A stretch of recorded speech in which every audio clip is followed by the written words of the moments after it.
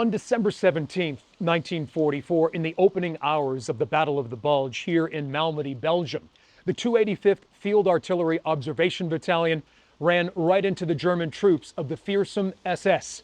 After a brief firefight, the Americans, including Virginian James Coates, surrendered. What happened next would become known as the infamous Malmedy Massacre. Just outside the ancient city of Malmedy, Belgium, at this bustling intersection, a stone and wooden roadside memorial greet you, stark in its simplicity, a quiet spot, a place for reflection.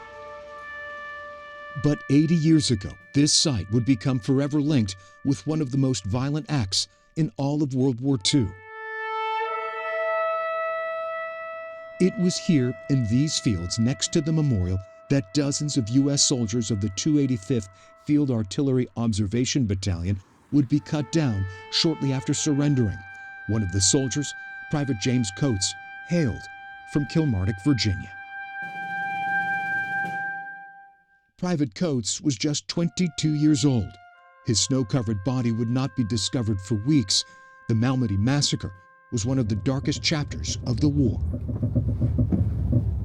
I traveled to Malmedy to pay my respects to James and his fellow soldiers who fell here on December 17, 1944. The road that they took happened to be where the Germans was coming through. So they surrendered. They were standing there with their hands up. At some point, somebody told them to fire, and that's when they shot them all down. Mary Ann Coates Smith from Mechanicsville was just 2 years old when her father died.